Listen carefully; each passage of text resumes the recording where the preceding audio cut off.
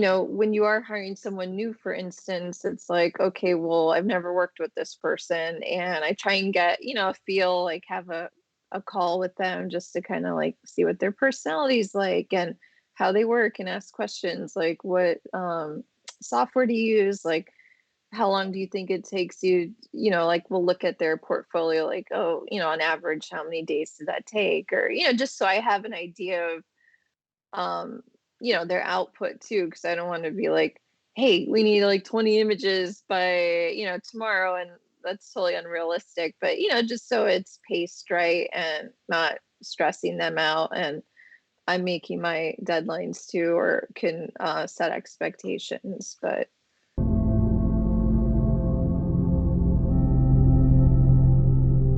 Hello and welcome to the Art Department podcast, episode 40 with Emmanuel Shiu in San Francisco, myself, Jan Urschel here in Singapore. And we have a special guest today out of also Marin County in the US. And you can hear my kids screaming in the background, I think. But we have we have Nicole Letaw here today. She is currently Senior Concept and Development Producer at Weta.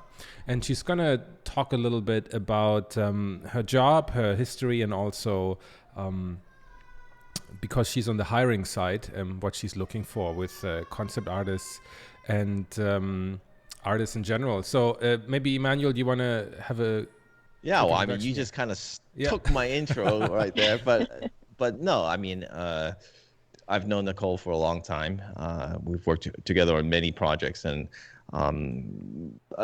when I thought about, well, from a production standpoint, who would be a good person to bring on to the show to let people know about that side of the production, I thought of Nicole, or I thought of you right away because I had a really good time working with you, and it was pretty seamless, and it was just a good time. That's why we've been on so many projects together, and I just thought, well, who better to introduce us to that side of it? Because I mean, there might be stories and things that come up that I even didn't realize, but we've had a lot of discussion about working with people and certain artists and how to get the best out of them and all that kind of stuff. So just really think it'd be great to get your point of view. And so if you would let us know a little bit, just start with what you're about, who you are, where you go to school, stuff like that.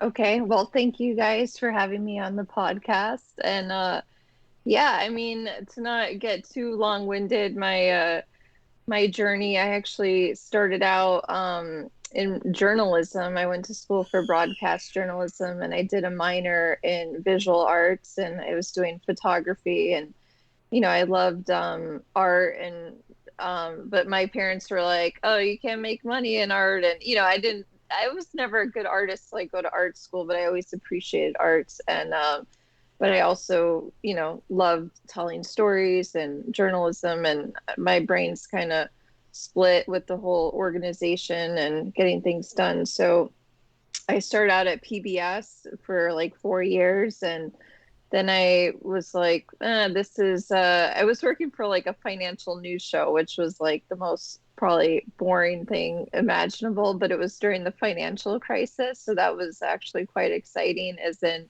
I learned a lot, about the world and just the way things work and, business side of things. But I always wanted to work in movies, and I just really never knew how. I'm like, grew up in Florida and Miami, and it's a far away from the industry. I mean, everything's online these days, and a lot, it's easier to like more accessibility. So yeah, I think in the 2000s, I just said, okay, I'm going to move to San Francisco, and I kind of had my eyes on Lucasfilm, and I just took any job just to get out here. And then, I had a contact that knew someone that knew someone, and I was like constantly bothering them, like, hey, I'm interested. And so I finally got through, and I just said, look, can I just get it? If you could just help me get an interview, like that's all I would love, and don't expect anything. Because I came from like a production background, but more in news, you know, which is totally different than film. But I was like, oh, you could totally transfer any production skill, really. It's like being organized and meeting a deadline, and I had like a daily deadline. In film, you know, we have a couple of years, in animation even longer. So I was like, wow, this is a lot easier, but a whole new lingo to learn. So anyway, I started out at Lucasfilm Animation, and I started out in the art department, and I just finally was like, okay, this is where I want to be. Like, I love working with artists, and I was like learning so much and just being around, you know, a creative environment. Like, to go from like reporting on Ben Bernanke in the Federal Reserve to like working in cartoons, I'm like, this is amazing. You know, like, this is, how did I end up here? So yeah, I did that for a while, and then I, you know, as an animation, I worked on a project that George Lucas was involved in. It was kind of right before he sold to Disney, and it's called Strange Magic. And this project, I think, had a couple of different versions of it. I think, yes. you know, it was kind of going on for 10 years or so. Like, there was, I think, 2 versions before I was on it, and then another version. Were you on it, Jan? I was at Lucasfilm when they finally, I think, kind of, well, actually the last 2 versions, while they were being done in Singapore partially, I was at Lucasfilm. Yeah, that was, yeah. That's where we met, Nicole, isn't it? Yeah, I mean, because I came for an Rock, interview. I mean, I used to go. It was at Big Rock, right? Mm-hmm. And I would go there and meet up with the guys for lunch, and then one time I think I met Simon, and then had an interview, and I think I met you there. I don't know if you remember. Yeah, I do. Of course, I remember. Anyway, Yeah, continue. Eddie and Paul and all those guys.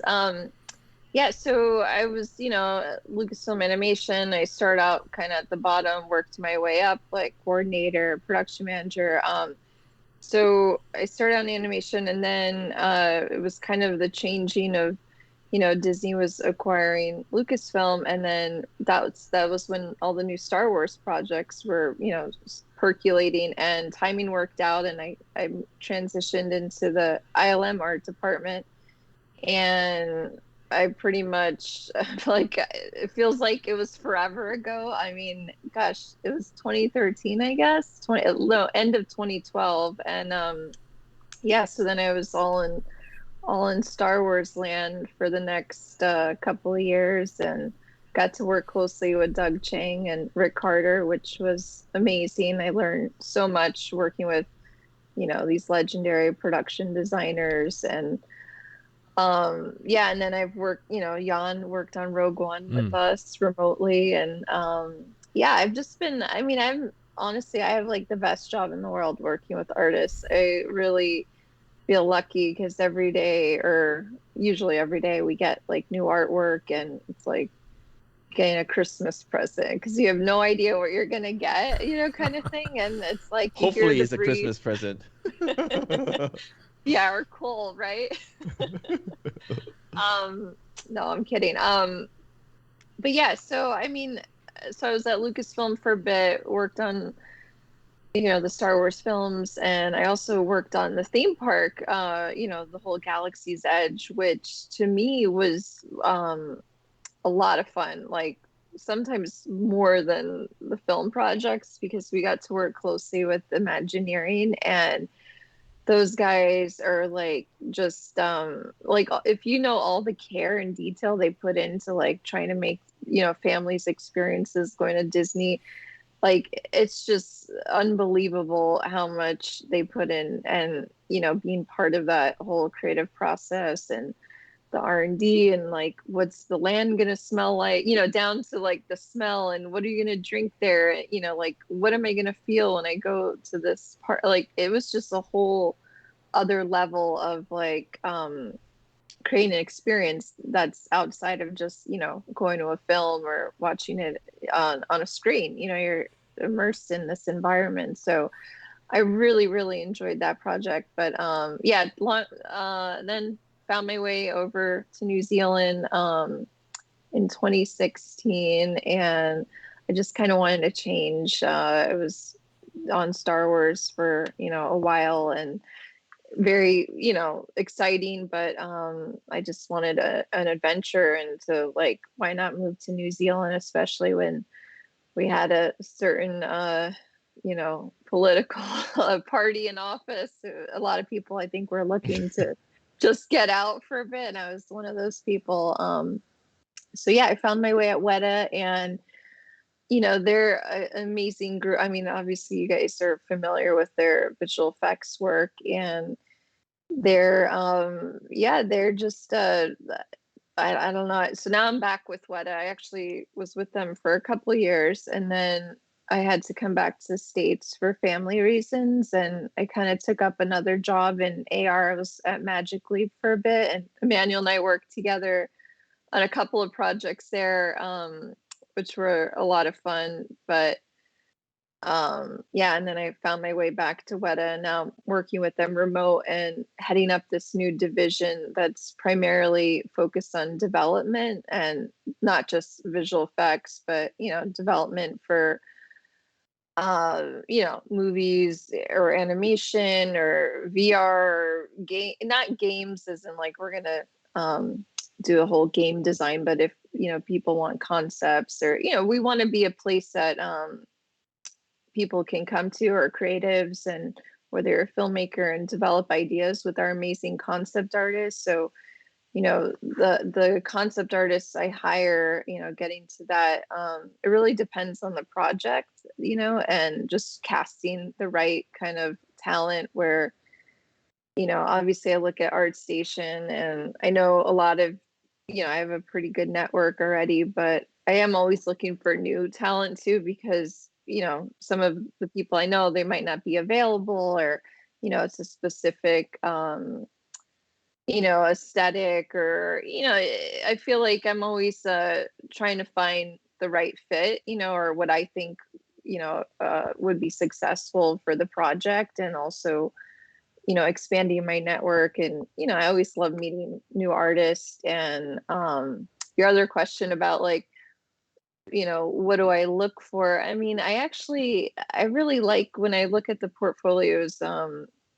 Obviously I love seeing beautiful renderings, but I do love seeing like the sketches and the process. And like, when you are hiring someone new, for instance, it's like, okay, well, I've never worked with this person, and I try and get, a feel, like have a call with them, just to kind of like see what their personality's like, and how they work, and ask questions like, what software do you use? Like, how long do you think it takes you? Like, we'll look at their portfolio, like, oh, on average, how many days did that take? Or, just so I have an idea of, their output too. Cause I don't want to be like, hey, we need like 20 images by, tomorrow. And that's totally unrealistic, but, just so it's paced right and not stressing them out. And I'm making my deadlines too, or can set expectations. But so yeah, I have actually a question connected to that, and yeah. maybe you could go in a bit more detail when it comes to like the decision-making process in a company like Lucasfilm or Weta, because I mean, artists on the one side, when they get contacted, they're usually like, oh, really euphoric and like, oh, amazing. And then for various reasons, I don't know, sometimes it does work out, sometimes it doesn't. And they usually go like, if it doesn't work out, you have all these thoughts in your head of like, oh, I'm not good enough. Am I too expensive? Like, blah, blah, blah. Like, but that's not, I mean, I don't want to say that's rarely the case, but there's so many different factors in terms of the planning, the price point is a factor. And I mean, it's not only that there's one person looking through ArtStation and saying, okay, you and you, and that's it, right? It doesn't work like that. Could you maybe I don't know, go in a bit more detail and kind of process. What the process is like, and maybe what are the things you really look for? Like what gives the, is it the punctuality? Is it the personality? Or is it really all about the portfolio? I mean, there's all these different things. Yeah. And, yeah, no, definitely. Well, the portfolio is always the first, point of reference. Like, okay, their work's amazing, I want to work with them. Sometimes the planning falls apart, where there might be a certain budget for a project, and then I might contact a couple of artists, because it's also like based on availability, right? Like one artist, they may, it's like draw of probability. It's like, okay, if I contact six, maybe only three are available, or we might only need moonlighting, or I have a small budget to work with. It's never that they're not good enough. I think really, yeah, it comes down to budget, timing mostly, and then I try to be, like whoever I contact first, or like also in that order. I mean, yeah, as in whoever. I mean, I don't want to say it like that, but I just try and give what's the word I'm looking for? Just it really, it's a number of factors. I wouldn't say price point is so much, because I know the artists are usually around certain rates, so I'm accustomed to that. It's really the budget I'm working with, but and just who's available and timing, because sometimes it's like, oh, I got to start tomorrow, and just to get the paperwork going and all that, that stuff takes time. But yeah, I mean, as in punctuality and things like that, I do look for, I want to work with people that are easy to work with too. It's like, who wants to have a stressful job chasing someone like, oh, did you submit your work? And, contacting them. And, I've been lucky to work with super professionals, where, I mean, I've had to have a little bit of the chasing and hand holding, which, obviously, like, working with the new artists and let them get up to speed. I don't expect them to know the process of like where to submit, or, like every company has different tools and ways of working. But yeah, I really, I mean, I try to build trust and respect, obviously, in any relationship, whether it's with a colleague or a friend, or and where I can depend on them to deliver, and they can depend on me to really make sure they get paid, number one, but also like kind of look out for them too, as in um if the deadlines are totally unreasonable, like I do push back and say, okay, well, this is really what we can do. And part of that is knowing the artists well enough to know what they can accomplish in a time, because I mean, there's a lot of times where I saw, just projects have unreasonable deadlines where they're like, for one, I won't name names, but I was at this company, and well, I could just say magically, but I think they never understood how to really work with artists, or they were learning to. But they're a tech company, and they make glasses, but they want to get into content, and they're like, oh, can we get this art like by tomorrow? And I'm like, no. Or they wanted to change a woman to a man, like in the concept. They're like, oh, can you just do that? And I'm like, yeah, it's not just like push a button, and it has to look good, and it takes work and time. And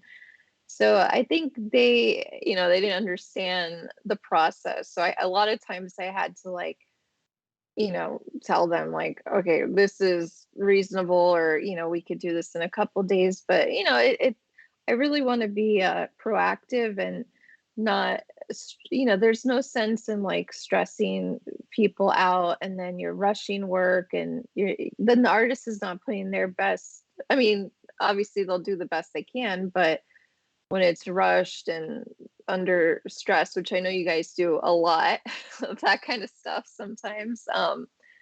But if it's a crunch period, okay, we all get that. But if it's like that every time, everyone's just getting burnt out, and it's just not productive. Yeah, I mean, I totally get that, and I think one of the reasons I did, I was talking about why bringing you on was good is that I had a really good experience working with you, and I've worked with a lot of different people, and I feel like it's a quite rare to find somebody who's trying to look out for you, and to spot that, and I think that's why sometimes I feel like asking you, some of these questions is really important for people who are trying to get in. Like specifically, I know that because you were talking about sort of the price point before, right?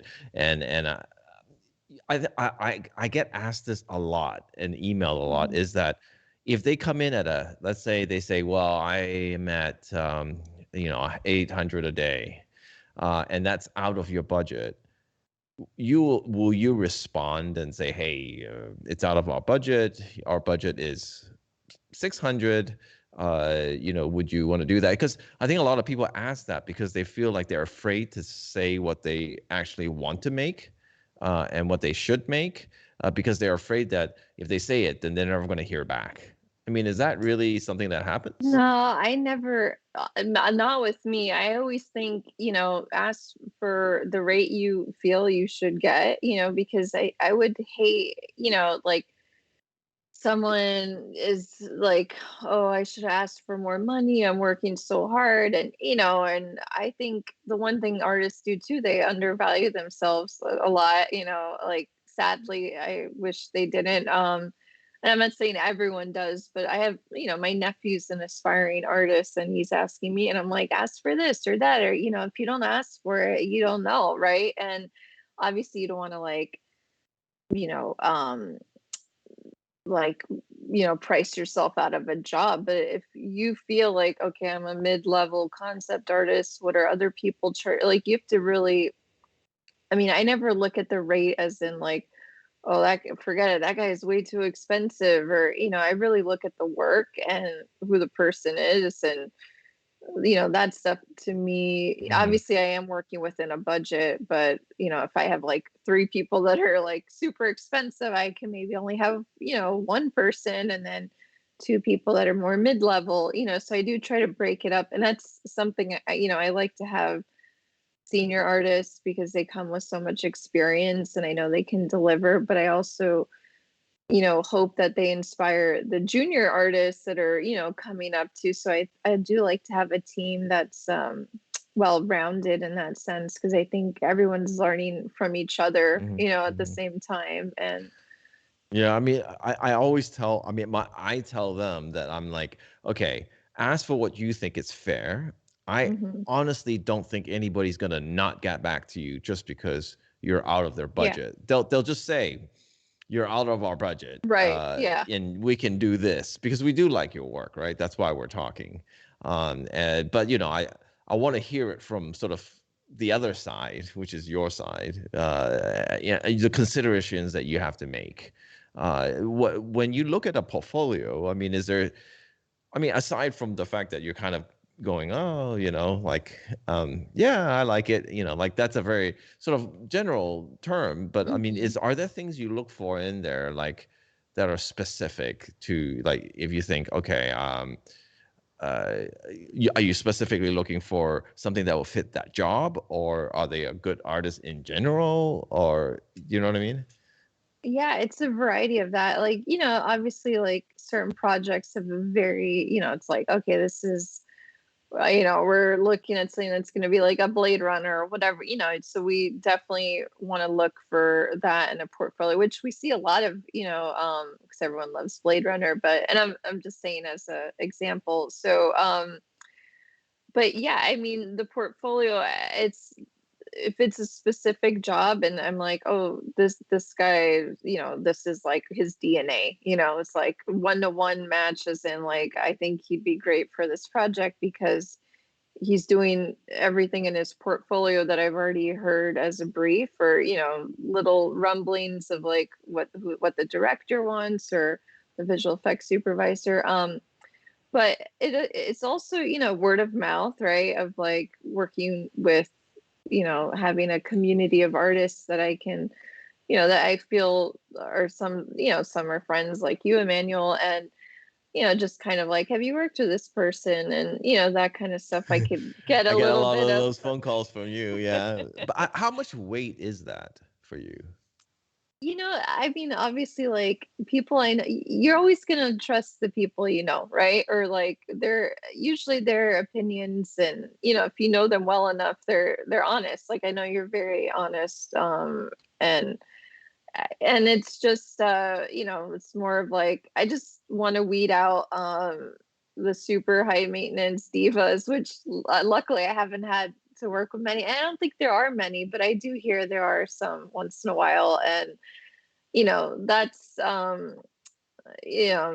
nobody wants to really work with someone that's got a lot of, I don't want to say issues, but, I mean, I So you can don't know be what I'm honest. I trying to mean, say. Yeah. some people are harder to work with, and I Yeah. think it's just, Nicole's just being really nice and saying it in a nice way. But I'm just saying, just don't be a jerk, because it Yeah. will get around, and before you know it, you're going to be labeled as a certain thing, and so just be careful, because I think there Yeah. is. I mean, if someone tells you, hey, this person you got to watch out because he wasn't so good when we were working together, you will take it into account, right? I mean, it's not like you take 100% from it, Oh yeah, no. I mean, yeah, everyone's got a different experience too. And like certain projects, like I'm always trying to cast the artist or the talent of like what I think would work well for a certain project, and like the team, the dynamic you're setting up. Like, I said like a senior artist or a junior artist, but every artist is so different, right? And what they produce and their personalities, and also like just like anyone, you put a bunch of people in a room, like we might all get along and some of us might not, and who's to know, right? Really. But kind of setting up, if certain dynamics or people you've worked with. And I do take into account, it's like if I'll ask around and it's like, oh, it's so and so, and they're like, yeah, they're great, and I'm like, okay, cool. But if I get a couple of like, oh, they're, like whatever, then I'll maybe deprioritize them on the list of artists I'm looking at, that's fair. because That's fair. why would I want to have a headache when I don't need one? Exactly. I mean, it's funny because you're the one that I mean, I've talked to you the most about things like that. I mean, it is absolutely true what she's saying, because you're saying you actually have called me many times to ask me certain things, and I think it takes a certain amount, a person that really actually cares about the dynamic of the team and who they're hiring. So I think it's important. Sorry, I didn't mean to cut you off there. No, please. I'm just rambling on. Yeah. Okay. Um, So okay. Um, One more thing is another big question I get a lot is, I'm a jack of all trades. Should I jack of all trades or should I specialize? So when you see a portfolio that's like got everything, or a portfolio that's really specific, is there one that you kind of tend to like? If you had to get some advice, like what would you say?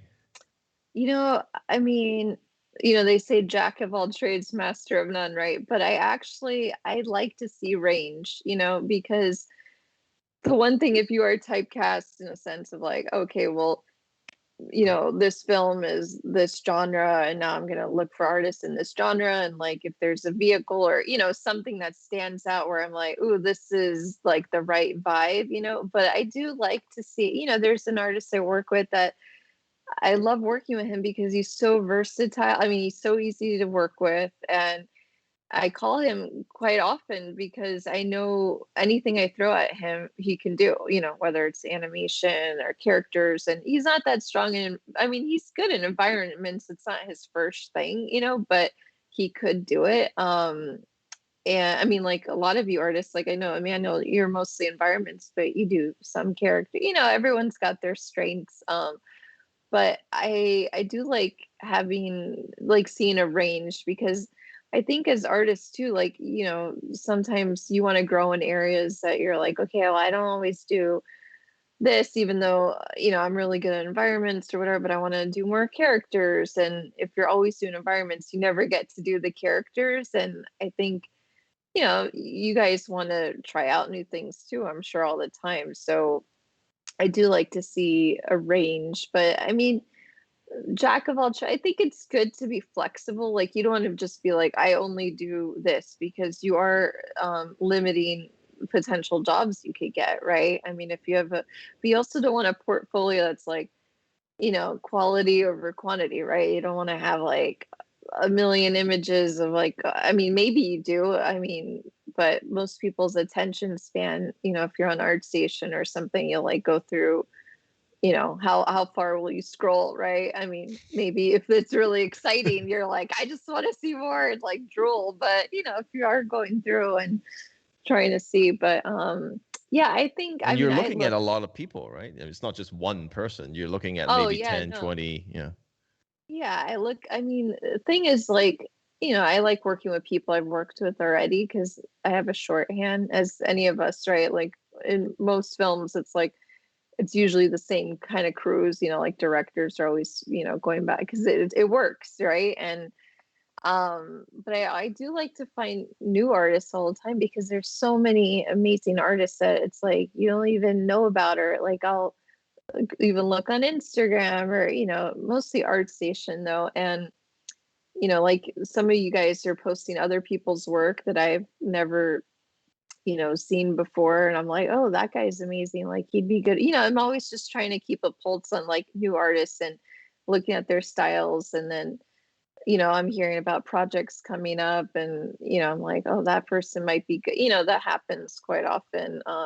And I just, there's just so much new artists all the time. And, even though I like the people I work with more, like that I have a right, but they're usually not available. So I gotta look elsewhere too.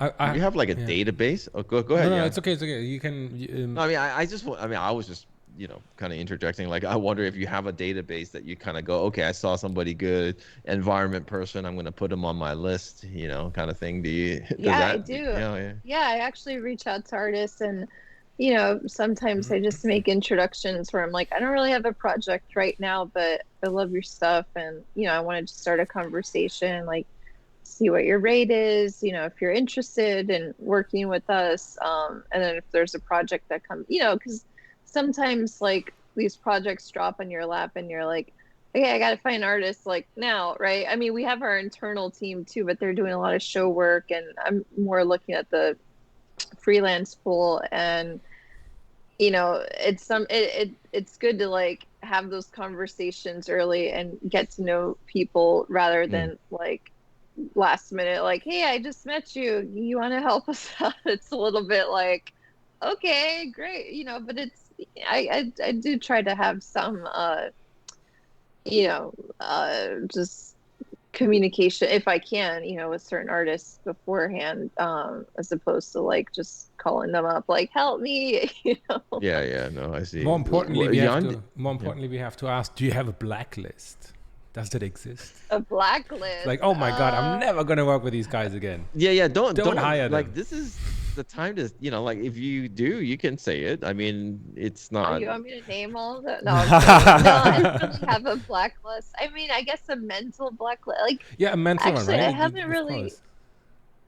I have to say, like, I don't think I really have, like, I've mostly had good experience, and if they haven't been good, there might be other I try to be very understanding or Too nice. about, You're too nice. no, but it's true. It is. Yes. It's like, there's so, I've never had an experience where the person is just solely like, doesn't deliver, is totally crazy, whatever. I've been lucky, maybe, that I have, because I try to like weed it out before that happens, like if I take a risk with someone that's like, everyone's like, oh, they're horrible to work with. And I'm like, I'm still going to hire them. And then, You dig your own like, grave, yeah. but no, I don't really have a blacklist. No. That's good. No, it's just, because there's always these rumors circulating that like, oh my gosh, like you're on the blacklist of that company because you did X, Y, Z, blah blah blah. But anyway, I wanted to ask. Well, there might be a company blacklist, but I Oh don't my have God. one personally. But yeah. So I have actually some questions about how to say, like maybe effective, how to effectively build a team and the kind of things you're looking for, like, because I mean, and there's multiple questions in one maybe, but I mean, I'm assuming that it's not always only up to you who gets hired. I'm sure that, I don't know, there's a production designer coming in, he has his own people that he loves and he says, hire X, Y, and Z because I need them. And then whoever else, like you can fill in the gaps. I don't know, or maybe it's sometimes completely up to you, I guess, or the director has favorites. I don't know. That's what I'm imagining at least happens, right? Because I mean, Yeah, there's a bit of that. I mean, so sometimes, yeah, obviously every production designer has people that they rely on. And, I'm not going to say like, oh, well, you can't work with them. Here's, these three other artists that you've never worked with. I try to have a balance because, obviously we want to work with, we want people to feel like they have the tools they need, or the people they need. I don't want to call you guys tools, but to do their job, right? So yeah, a lot of times production designers will have but sometimes we don't have a production designer on a project. Like we'll have, some projects are smaller than others, and sometimes like, oh, let's just start off with a couple of concepts, and then the project grows, and we bring on or designers attached to the project, and then they bring in their people. It's a combination. I feel like there's always evolution, right, to every project, especially in development. Like we're working on a couple of projects now, and there's no production designer, but I'm like, we should probably use someone that's like a consultant that is a production designer, because I think this project. So I actually reached out to a production designer. I'm like, hey, can you come consult? And then he came and said like, okay, I want to. And I'm like, do you want to work with some people? Or I offered up like 5 artists. I'm like, here's some people I think would be good, but you're working with them, so obviously I want you to choose. So he did pick 2 people, which I'm like, okay, let's get them on. But we do try to have like a hybrid. Like obviously we have our artists at Weta too, so there's a combination of external, internal type of thing, and it's mostly just resources. Like we have our show work and in-house, and then we have to we have all this extra stuff. But so building a team, I mean, it's really dependent on the project. It's like, well, what's needed? What's this project? What's the ask? What's their deliverables? Like, do we need character artists? Do we need vehicles? Do we need, like, do we need someone at production level, production designer level, that can really talk to the director and talk more philosophical and really understand the world before we even design it. It's and we might not even get into the design. It's just like feeling our way through, right? Of like, here's some images to help them write their script. So it's all different levels, really. I mean, and every project's different, so which I love, because it also keeps me on my toes, where it's like, okay, well, this project's a 6-week, 10-week development, and then it may extend, but every project has a different need and time frame. How do you approach, like, because I'm imagining that so you always have to hire somebody where they can deliver, right? You need to have somebody who, worst, like if it really shit hits the fan, that like, okay, he can save my butt, so to speak. And then I guess, is there always room to hire like a wild card, to say like, hey, this would be interesting if he could maybe bring that something else to the table, that nobody has thought about, but I guess you need to balance these different. Definitely. Yeah, I know. I like hiring wild cards every now and then, because then it's like, it gives me an opportunity to work with somebody new. It's like, try them out, and but then I have, and it's also, I think sometimes, like, if the budget's small and I can only hire like 1 artist or 2 artists, it's like there's a lot on the 1 artist, right? Yeah. But I'm like, oh, I got another artist too. So, there's a balance where it's not all on like one person's shoulders. But I do like to hire because it's an opportunity. How am I going to work with, try out new artists? But I also have, in my back pocket, I know, I mean, that I'm going to have deliverables, but right. This is an opportunity to learn, try. And I do like abstract, and, I feel like there's just so, like, for instance, at Magic Leap, we hired an artist who isn't even a concept artist. I just saw his work on ArtStation. I reached out. He lives in Portugal, and he's like, I work in IT. I just draw on my yeah, literally. Like, he's like, I just do this for fun. And I'm like, well, I love your stuff. Like, and he was very upfront. He's like, I don't know if I can, he's like, I'm flattered. I'd love to be hired by you, but I have this day job, and I make art, like, as an artist, and in his free time. And he's like, I don't know if I can work with the demands. And I said, okay, I totally understand. So we ended up licensing one of his images. Cool. And he was very like, what do I charge? And I'm like, I don't know, whatever you want. But I was also like giving him, like, this is what an artist charges a day usually. Like, this is a range. So however many days it took you to make this image, like, what's your rate? I can't tell you what to charge us, but I try to give him That's some nice. kind of yeah. But he's great. I wish, but I also understand, like my job, I don't want to stress people out. Like, I feel like art, I know, they say you can't rush art and all this stuff, but obviously we have deadlines and things like that we have to, if it was just like, oh, whenever, then, it'd be weeks and weeks before anyone would submit anything, because you would paint, forever. And like, oh, you could work on an image forever, right? Until you're like, okay, it's done. But yeah, so I just, yeah. Do you ever try to balance out, maybe if you have like a bigger project, and like, okay, because the production designer, director, you can't exchange them, right? So it's going to be very difficult to so do you ever go like, okay, I know this artist is good, but I think this is going to cause a lot of problems in the way they work, and like, I know this production designer likes to work in a certain way, and needs his artist to be like this and that, and like, are there ever any cases like that where you think like, okay, this is going to cause a lot of problems? Like, Emmanuel is just so like terrible with this. Like, I know he's not going to be like, the director will not like that. So is there He's too high maintenance. I mean, diva, right? He's a diva.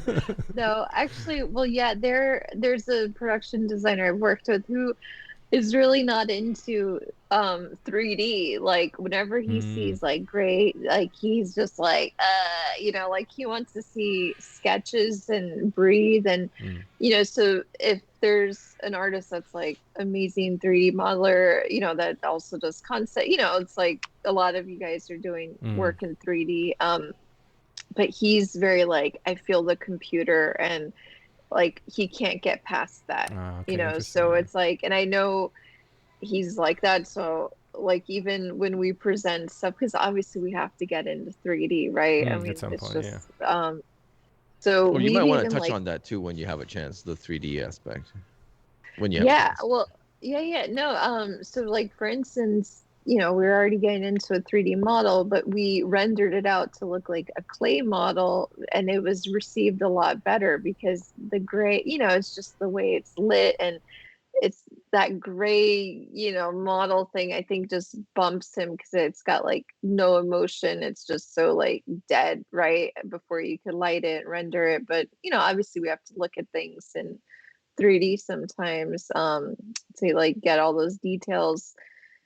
But yeah, I mean, you kind of, it's just with experience, like working with certain people, you're like, okay, they don't like this, or they, or, and then knowing the artists too, like, oh, they're gonna bump heads, or because there's also this like alpha, right, that goes on every end of just some of the senior artists sometimes. But yeah, do you want to get into 3D or? Well, no. I mean, because I just wonder, part of whenever I ask about the portfolio is like, how important is knowing 3D? Because some other people out there, maybe they don't know any 3D, or how important is it to Yeah, know it? I think, well, where we're at now, obviously, like, 3D's a faster way to work, right? I mean, working with a bunch of those guys at Lucasfilm and ILM, like, they would work in Modo or Maya and like do a rough model, and they could they could do a full on painting like or a couple in one day. Like when I was on Star Wars, I was amazed at the amount of work that was being produced in a very short amount of time. Like I was stunned because I don't even know how they were doing it. I was just like, wow, that's a lot, because they were all great images too. It's not just like, oh, here's some rough sketches. They were just full on beautiful imagery. I think 3D is good. Obviously, like it's it helps with like certain types of show, because if we have a 3D model that we can actually, like a concept model that we can give to models as a start, like our models department. It's not necessary, it's not like we have to have it, but it does help, just to like, because everything's if we just have a concept, which is like an amazing concept, but then when you start to bring it into 3D, it starts breaking. Sometimes the characters, it's like, oh, well, their arm can't go up because the shoulder, just once it starts getting into motion, the model and the concept starts to, not break, but you have to do a lot of little minor redesign changes to make it work. And, what might have looked awesome on a page, it doesn't work when you move it into the 3D environment. I think 3D, I mean, it's good to, obviously, like in today's day, I think most people know 3D, but it's not necessary. I've worked with some artists that are just like super fast painter, and I love speed painting, and just that painter, it's really dependent on the project. Like I feel like every artist should really do what, not to feel like I get questions too, like, oh, when you're hiring, do you want to see this, and I feel like artists, I mean, you guys know more than anything, but you just do what feels right for you. Like if you, like, I've worked with an older artist where he's like, I can't learn 3D, and he's like stressing himself out and trying to learn, and he's like, I'm failing and I can't keep up with these young people, but I'm like, yeah, but you do really awesome images, like, or sketches, and these people in 3D, they can even draw. It's like everyone's got their tools, right? And sometimes the pencil sketch, like just doing these rough things, it's how you communicate, right, ideas, whether it's through sketch or 3D. I mean, no artist should be like, oh, I gotta do this or I gotta do that, I gotta keep up, because really I think what people look at is what you're good at, whether they come to you like, oh, I want your pencil sketches, or not pencil, but I mean, I love Ian McKegg's stuff, like he's got so much life in every one of his images. And that's like another thing I think is what I'm looking for, is every image like is telling a story. Like you could see a beautiful rendered image, but if I look at it and I feel nothing, it's like, okay, like that's a beautiful image. It's like photography, right?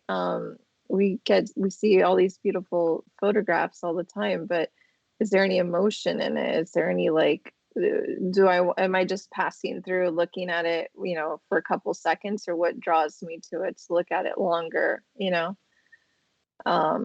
but yeah, I don't know, I'm just rambling. No. I think that's perfect. I mean, personally, and I'm of the opinion of, I've never been, I've always been a proponent of somebody who's very focused on being themselves, and being their truest artist, and because I give a lot of feedback to students, and I'm giving feedback on behalf of what I think. If I was hiring, what would I look for? And typically, I look for people who are very good at what they do. I don't care if they use 3D, 2D, or whatever, but you have to be really good. And to get really good, you have to be very focused. Because if I got, for the longest time, I was the environment slash sort of keyframe guy. And I think if you want to, slowly introduce other areas, that's fine. But I think initially, you need to have a area of focus. And I think it's important because otherwise, they will be just so in everything. Right. Yeah, So no, yeah. I definitely, I mean, like, I don't know how you guys do this stuff because, like, I'll try and draw, and yeah, it takes years and years of practice, right? I mean, to get good at your craft. And if you are all over the place, right? Like, oh, I'm doing a little bit here, you are never like fully committed to one or the other. And I think there's always a lot of stress too. I've used the word stress a lot in this call. Maybe it's because I'm secretly stressed out in my daily life. But I think if you're constantly trying to like jump around, like, oh, well, the people are doing this and that, and like you feel this competitiveness of like, I gotta keep up. But I think if you're just really good at what you do, it's like, Yeah, I this mean, is who I it's am, and people like it, hopefully. And, I think variety is in ha- being able to, however you want to do it, but showing some kind of variety. Because I mean, like, if you look at certain directors, or like, they do have a certain style, like, like Tim Burton, right? It's like he's always got that style. Like, he is, venturing into other areas, but it's like, and that's the style. And I guess that with an artist too, it's like, okay, well, you kind of know what you get, right? Or what you're gonna get. yeah, I think that's valid, and I especially like the story when you said you were at our station and you found this artist and you really liked his work, and I think um, that's him being true to himself, and I think that whatever you do out there as an artist, first of all, ask yourself whether it's something you actually really enjoy doing and believe in, because it'll show in the work itself. And I think what you're saying is also more pragmatic. It's just like, okay, if you can widen your style a little bit so that people know your range, Hmm. then it just only helps you, sort of land that job, right? Because you might Hmm. fall into the range of whatever that, the longer, the bigger the range, the easier it is you're going to find a job, right? Because if you do sci-fi, fantasy, and modern day, I mean, you're covering all the bases. But ultimately, in the end, I just want to make sure that people, feel they really are, their hearts in it, and Right. not not Yeah. just not just range for range's sake, because Oh yeah. then And it's like, it shows. Yeah. I think, it's easy to like see that too. Like, I feel like everyone's, making all these comic book movies, right? So it's like all this comic book style. And actually, there's a director that we're starting to work with now, and he's like too comic booky. Like, he's totally. Oh, that's the other thing. It's like we've all seen certain stuff a lot done a lot of different ways, right? Which is fine, like, but it is finding that, like, I think standing out and just being your own thing, if like that, stay true to yourself. Don't try and like, oh, I gotta do this because that's what this, and because I think, yeah, it's so important to stand out in your own way, right? yeah, I And mean, think about this. Now, you're looking at on our station at someone's portfolio, right? And let's just say they have a bunch of pieces, and you're liking what you're seeing, right? And at some point you see one image that's like, whoa, what? Like, has that happened to you? yeah. And what do Yeah, you do I'm when you like, see that? What was it? That doesn't work. Like, why did Yeah, they yeah, even like, put that up because there? a lot of times when we look at portfolios, we're like, Yeah. good, good, good, good, and then it's like, what were you thinking of putting that piece in? Like, it wasn't up to the quality of what was Right. shown before. And our advice always is, right, Jan, is like, you're only as good as your worst piece. Now, from your point of view, is that true, or do you kind of give more leeway? I mean, I don't know. I mean, I think you guys, obviously you're the hardest on yourselves and each other, right? No, well, But I'm no, harsh on other people's portfolio. Very harsh. yeah.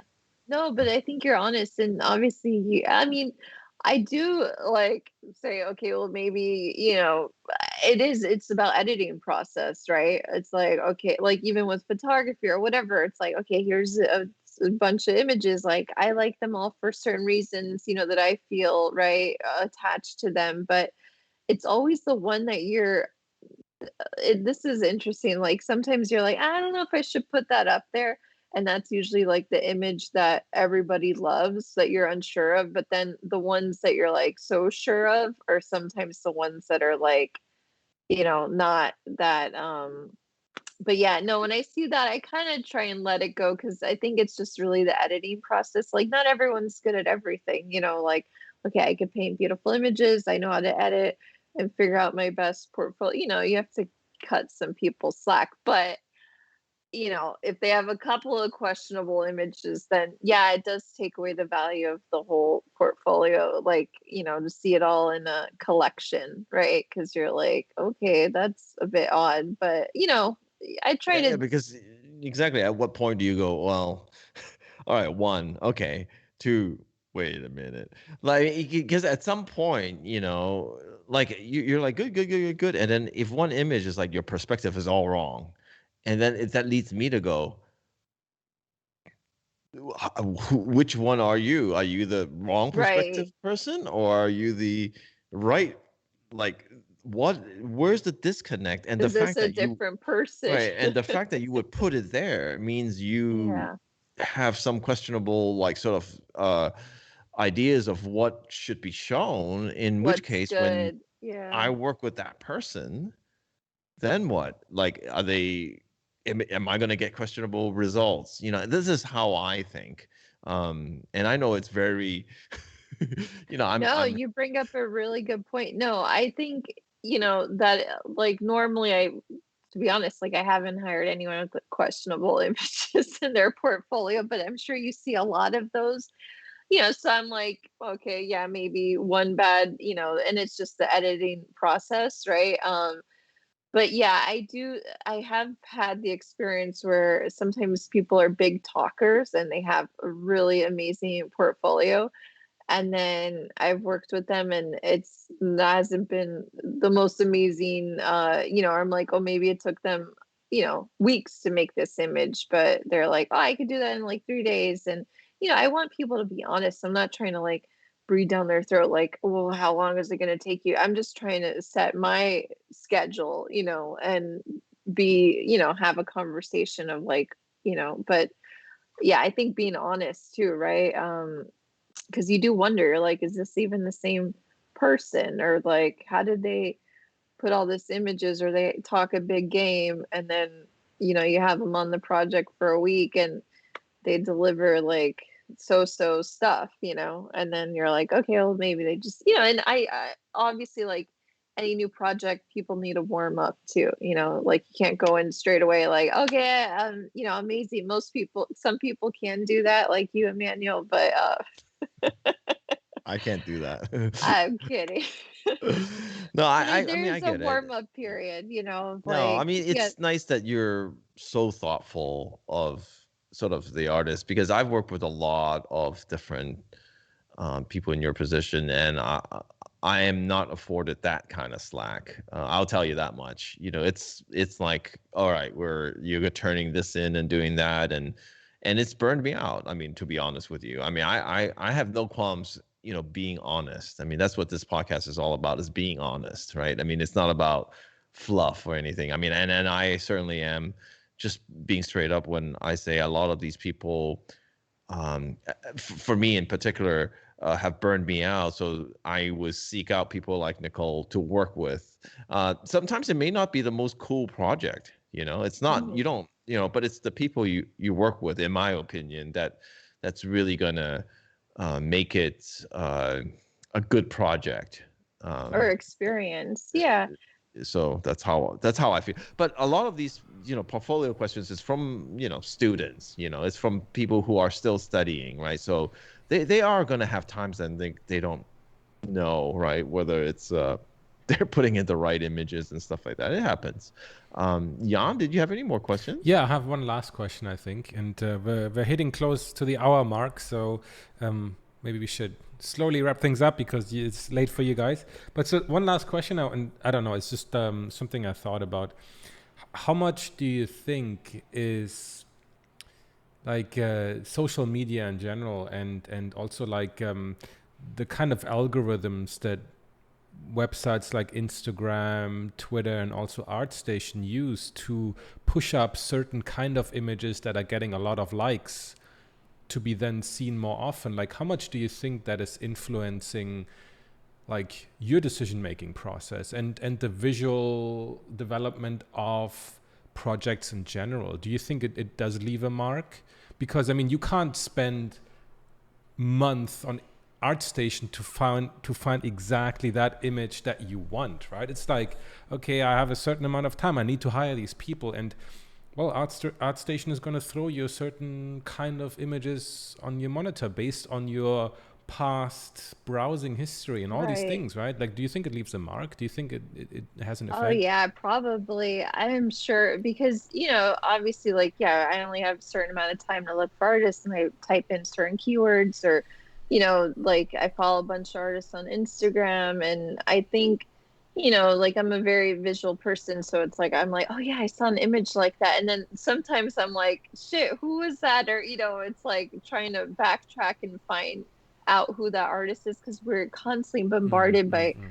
so much information and images and that you do like obviously certain ones like they'll say in my head but I'm not going to remember everyone's name or I'll try to remember like oh where did I see Mm. that or like I know you guys post each other's work which I think is fantastic because it's a way to share other people's work that you like and for someone like me, I get to find new people through you guys Mm. sometimes, through social media. But yeah, obviously social media is, you know, artists have asked me that too, where it's like, oh, is it really important to have like a million followers on Instagram or, and I think it doesn't hurt, but it is like some artists that are really, really amazing artists, like they're not on social media at all. Mm. Like they're just like not cut out for that.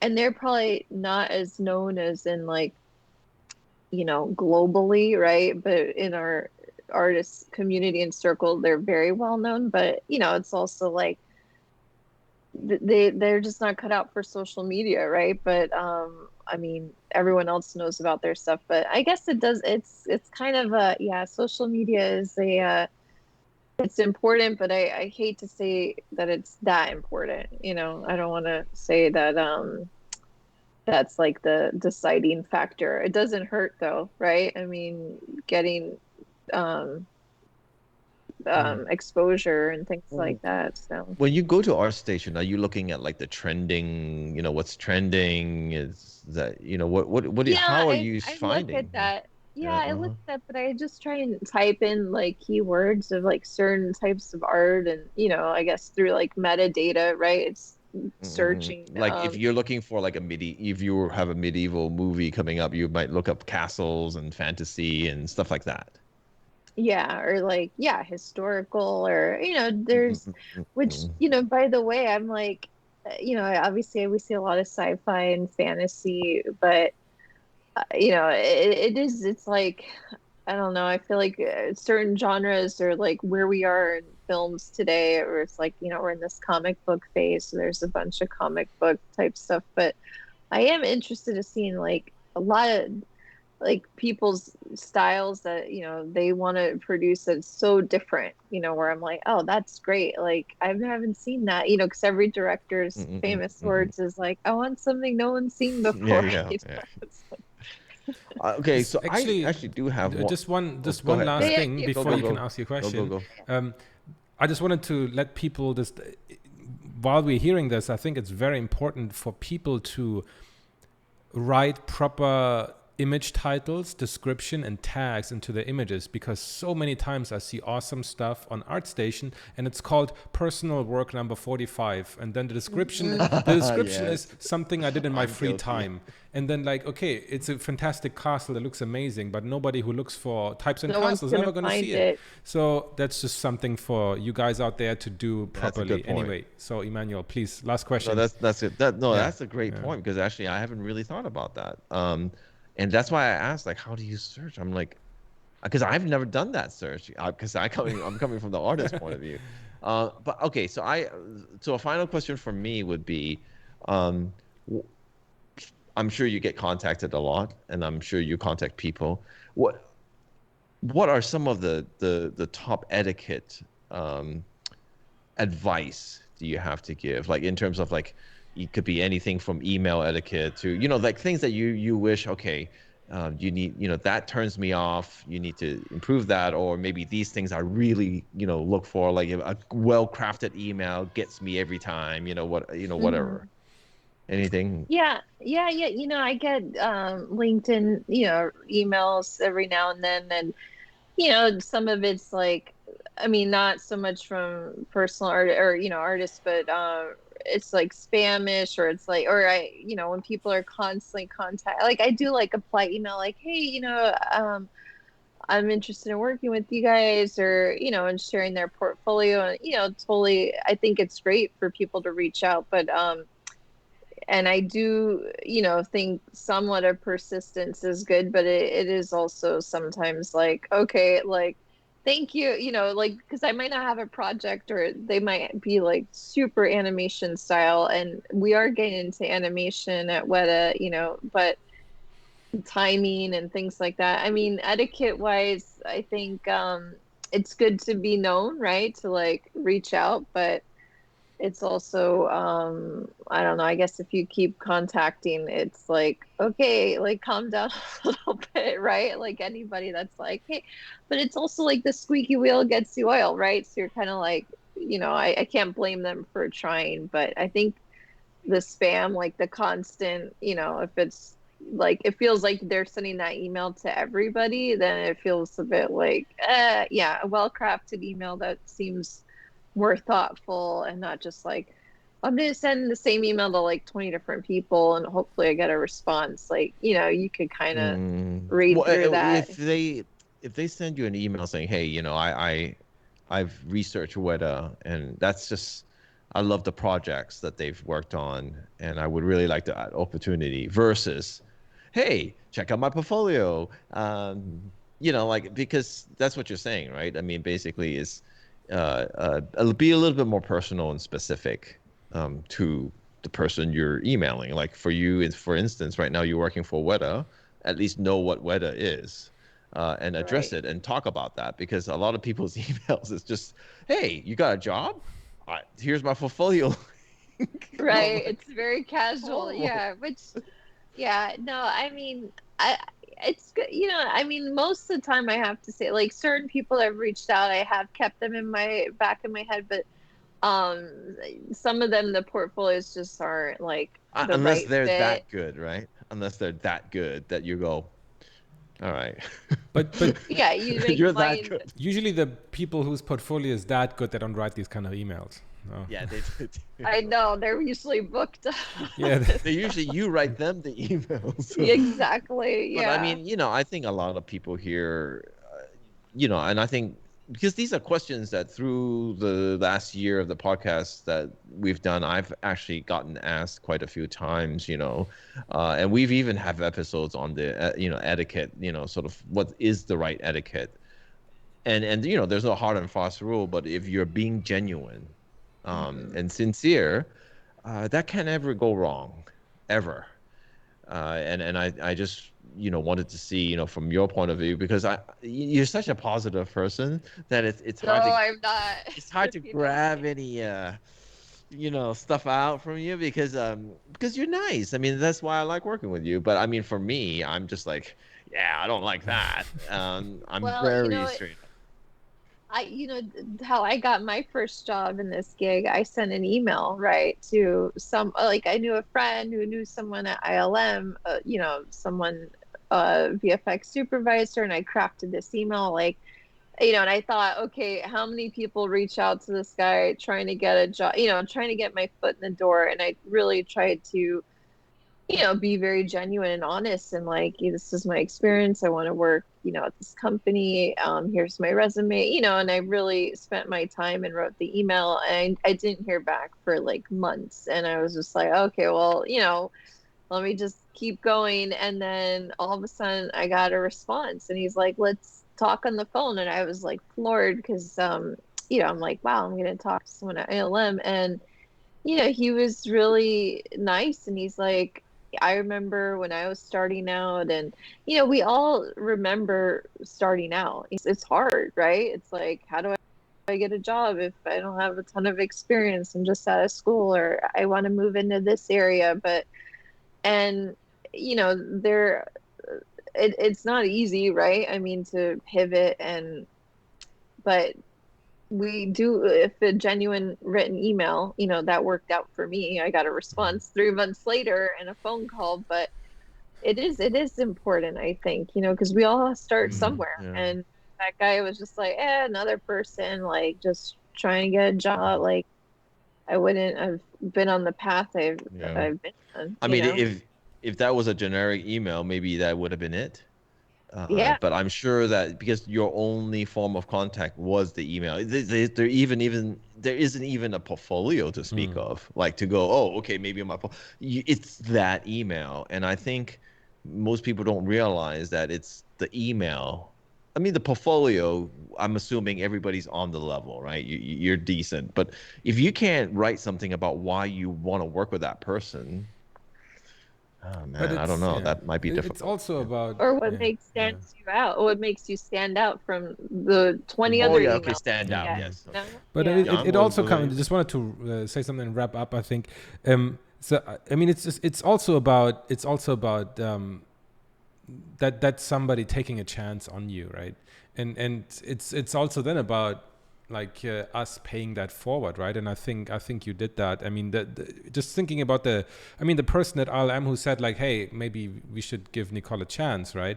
And then also you telling us the stories of like how you hired that Portuguese guy and helping him along, right? I mean, who knows? Maybe it really changed his perspective on the job he wants to do. Maybe he's actively trying to pursue to be an artist now. You never know, right? And I think, I mean, I remember the many years ago when Emmanuel, without knowing me, actually recommended me for a different job at a company, which kind of really kickstarted my freelance career, right? And now I think we're trying to a little bit with the podcast to again pay it forward to help other people in the industry to have a better start or have a better career, right? But without patting ourselves too much on the shoulder here, I think it's a good point to wrap this episode up.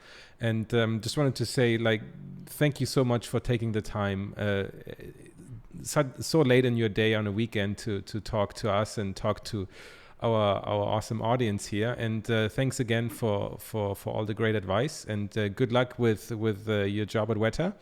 And I hope you won't get too many messages on LinkedIn now when everybody wants to work with you now. If you're right, be sincere.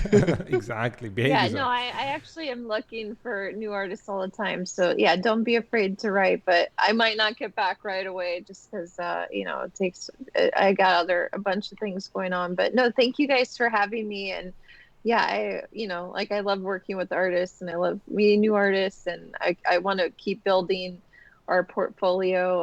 We are, Weta Dev is getting into all different types of projects and different styles and animation. And, so we're always looking for, a variety of styles. And, like Emmanuel, you said, like, kind of, be true to yourself, because it really shows, like, people can see through your portfolio a little bit of like who you are, I think, or what you're trying to show as an artist. And yeah, but thank you so much. Great. Okay, to all our listeners, thank you so much for tuning in again. If you enjoyed this video, please like, comment, and subscribe, and let us know in the comments if you want to hear more or interviews like that from different areas, not only from artists directly, but also from the production side. In any case, thank you so much again for listening, and see you guys in the next episode. Thank you. Bye.